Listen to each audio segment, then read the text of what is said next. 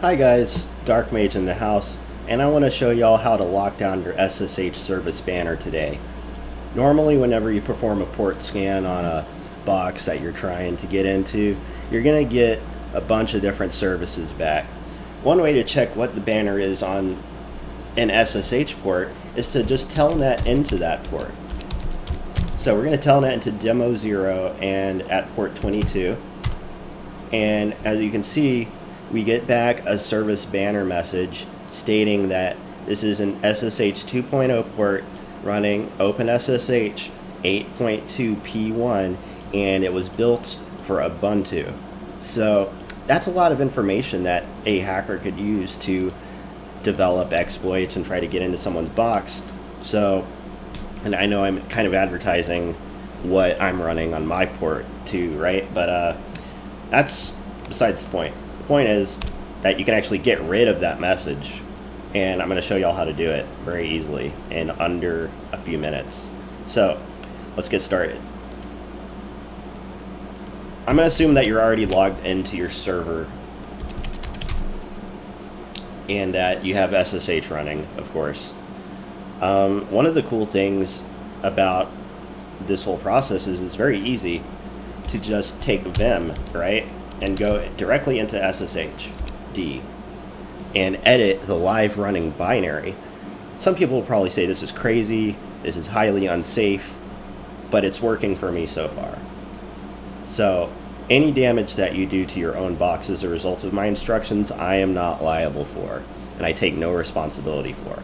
However, I will help you out if you have issues doing this, or I will try to solve bugs. I see someone just tried to ping me, and this is why it's important to put mute on your phone before you start recording.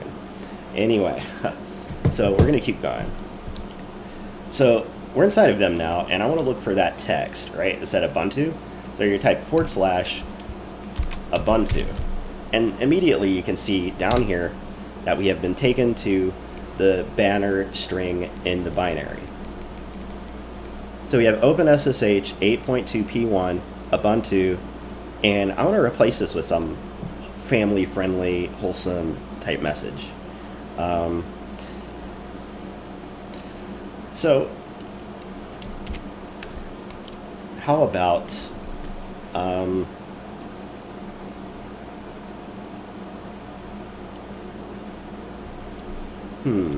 God loves all of his children,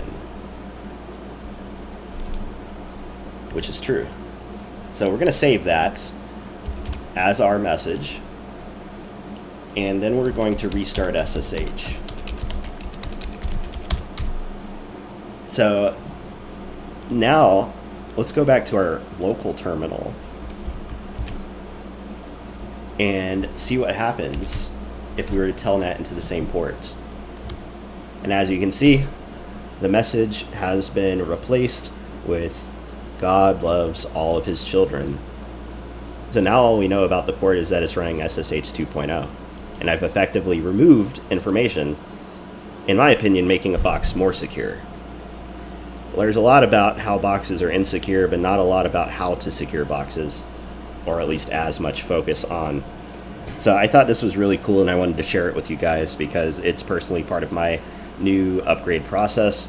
At some point I'm going to be writing scripts to automate this whole process, because doing it manually is kind of annoying, but it's really cool that you can do it at all, right? Like, it's a really fun experiment. If you enjoyed this content, please sign up for a Vultr instance using the link on my website at evildojo.com. I'm giving away $100 worth of Vultr instances for everyone who signs up using my link. I get a kickback if you spend something like $25 and keep your services running for 30 days or more. So if you want to help me out, that would be really cool. If you have ideas or questions or want to reach out to me, you can find me on Twitter at @TheRealDarkMage. Not to mention a bunch of other places that are all listed on my website, evildojo.com.